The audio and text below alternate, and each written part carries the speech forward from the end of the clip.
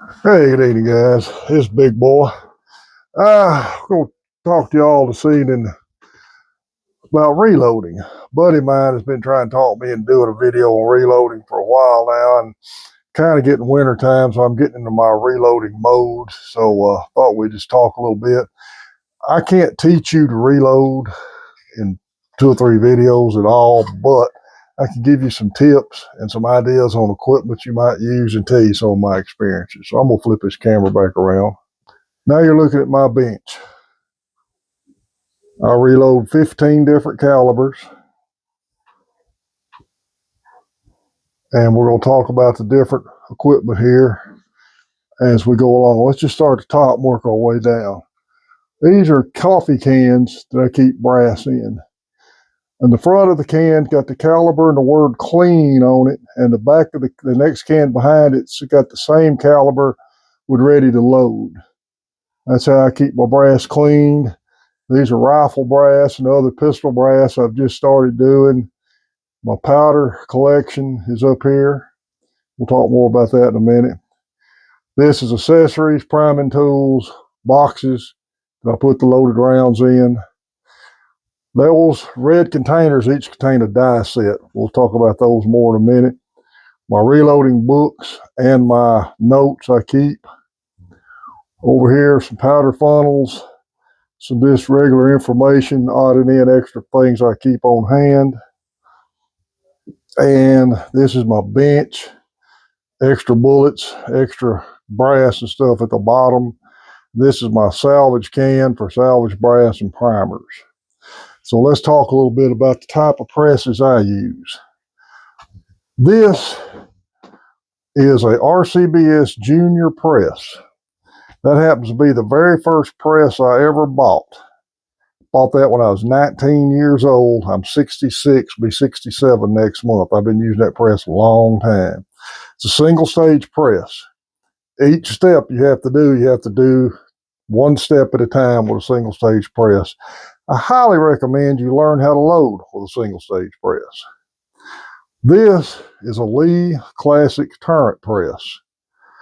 And with this setup, has got a auto indexer that 4 strokes of the press, you can actually have a loaded round out.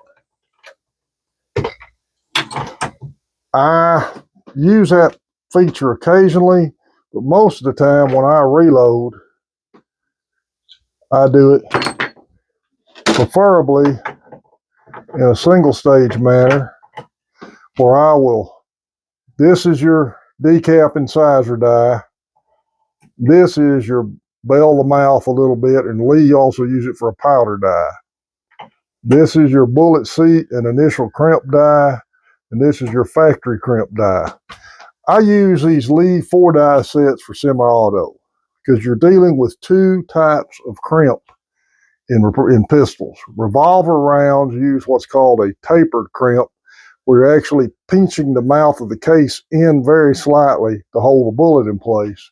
Semi-autos use what's called a roll crimp, and you just want to straighten the case out even because a lot of the semi-autos headspace on the case mouth. This is a case lube pad. You'll use that when you're loading rifle cases, put some case lube on it. This is a loading tray to hold up bullets in. I very rarely use these. I'll tell you why in just a minute. This is a Uniflow RCBS powder measure. I've had this one since I was about 22 years old. One of the best powder measures, as far as I'm concerned, ever made. This also is an RCBS powder measure called a Little Dandy. It uses, I can't remember what they call these, bushings, certain numbered bushings, and you have a powder chart, and that bushing will throw so much powder. They're handy to use. And in fact, I'll explain why I use that one here a little bit more in a minute. Some of the other accessories you'll see here, here's calipers. These are used to measure the overall case length loaded and case length when you resize it if you need to. I used to be a machinist. I never was a fan of digital calipers because we used them around a lot of coolant, and if they ever got wet, they didn't work right. But I'm kind of leaning back toward these for reloading. That's a Harbor Freight set, fairly inexpensive. That's a really good set of Matoyos, dial analog calipers, except that one's a 5-inch, this one's a 6-inch, and this one's also a 200 thousandths graduation, which you kind of got to get used to using. This is a Dillon single, just a beam scale, very accurate beam scale to measure powder with. This is a MTM, little inexpensive digital scale. This is a set of case collator measurements. So if you have trouble with a rifle case chambering, you can take a fired case and use that to measure it and make sure your cases are sized accordingly back right. I keep different stocks of bullets for whatever I'm loading at the time. The next thing I can't emphasize enough, use a good reloading manual. Lee makes a good one. Hornady has a good one.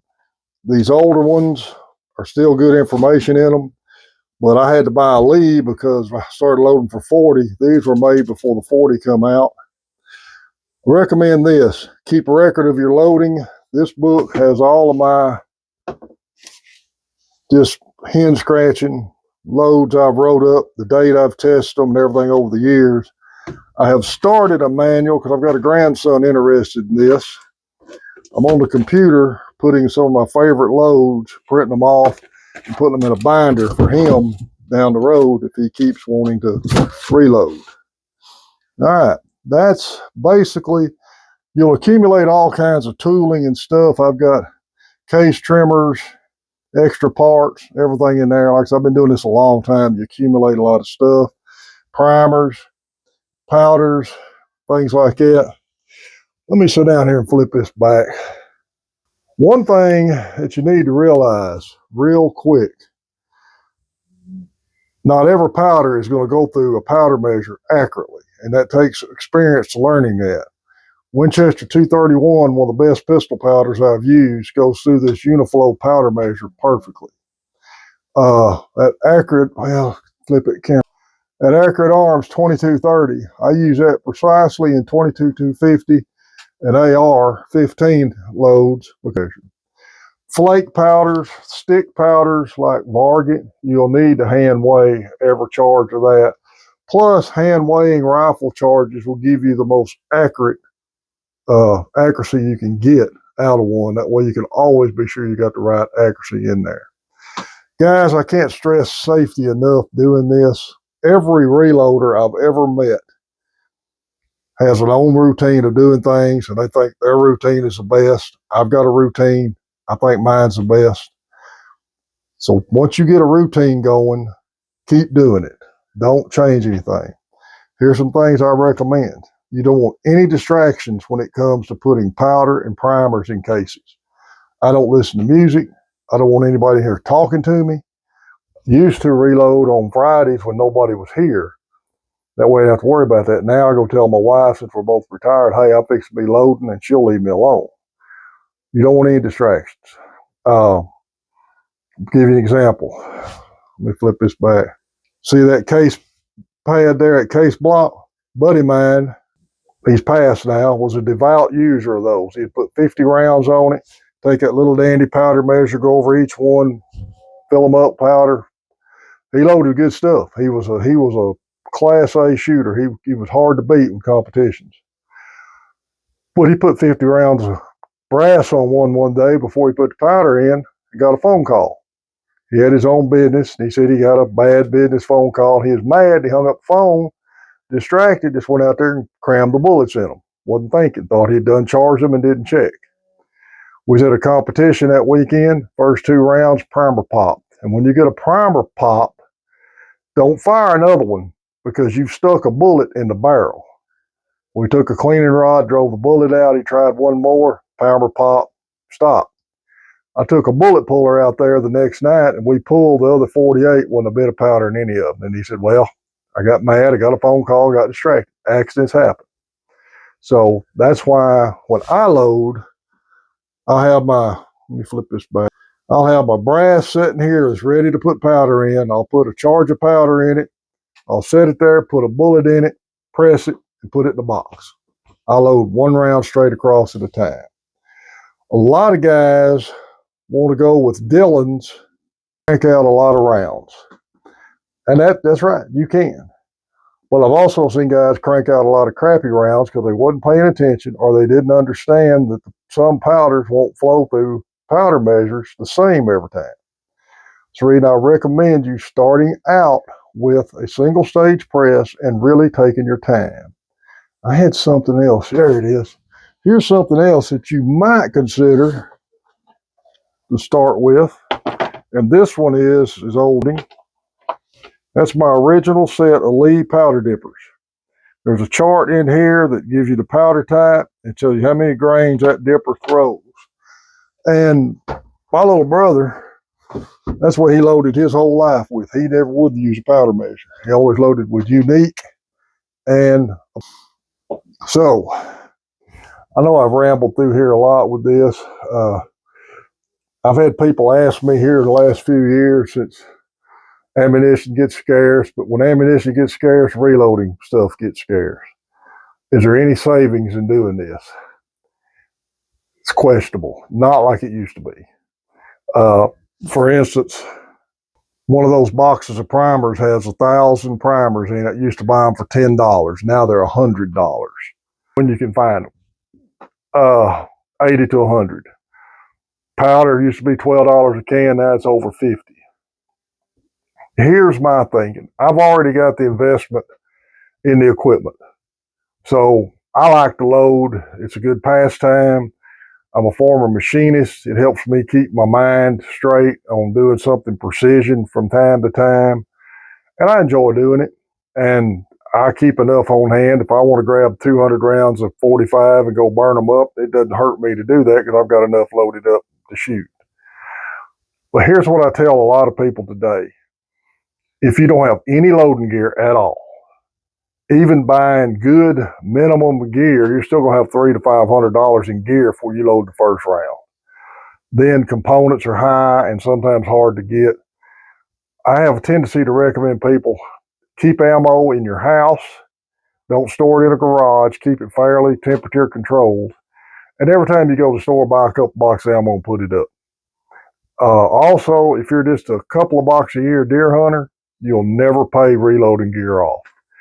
But if you're a bench rest shooter, competition shooter, avid handgun shooter like I am, you might enjoy it. And you might eventually see some savings on it. But I can't stress this enough. It's very easy to hurt yourself reloading. So you've got to keep your head in the game. Follow the book. Every caliber they've got listed in that book, by bullet weight you're going to load, by powder, gives you a minimum and a maximum. Do anything you want between there. Don't go below, don't go above. And that's the only best way I can describe putting powder in a case. You're going to have people ask you to load for them. And I do load for a couple of friends of mine. I got one friend of mine in particular, I do a little spot loading for him, and I don't mind doing that on occasion. Wholesale loading for people I will not do because it's too time consuming. Back in the day when I was really loading back in the 80s, I was in a competition having people come by a lot. Hey, I want you to load some shells. I'm going to bring your brass. You load my shells for me. This is what I would do. I said, let me show you my bench. And above my bench, I had an IV bottle, and I looked for it a while ago. I was going to show it to you, and I do not know what I did with it. It's not here in the house. But I had an IV bottle that had MASH 4077 drink mix on it.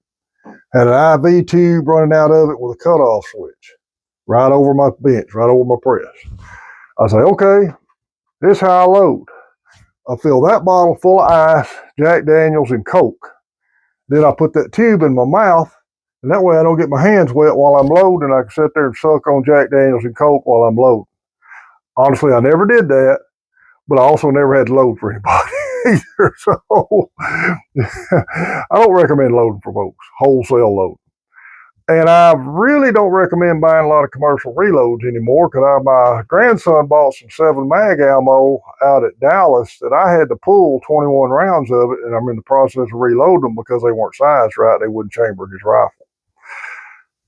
So, is reloading fun? It's like ham radio. It's not for everybody. I enjoy it.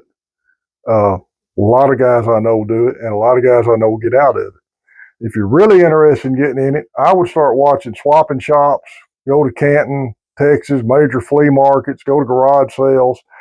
I have bought lots of good used gear like that, and a lot of it I've given away or sold to somebody else. But buying primer and powder you're not sure of, I don't really recommend that because you don't know how it was stored. But anyway, I hope these tips will help you. Do whatever you can to promote our Second Amendment. Teach responsible gun ownership to your kids and your grandkids. I couldn't be more prouder of my oldest grandsons. They've been shooting with me since they was big enough to hold a rifle. I was with both of them when they shot their first deer, and now they're old enough to go deer hunting by themselves, and they're killing their deer on their own and enjoying it. And they're wanting to learn how to reload and do what little minor gunsmithing I can teach them how to do. So I'm enjoying doing that. Like I said, is reloading feasible anymore? It's hard to say because, like I said, every time there's a run on ammo, reloading stuff dries up and is high. But if you want to get into it, I can't recommend enough going to the Lee website, RCBS website. They have some great tutorial videos on there and go from there.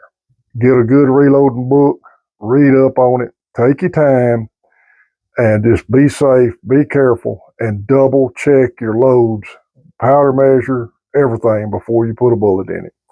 This is Big Boy. I hope y'all enjoyed this. Adios.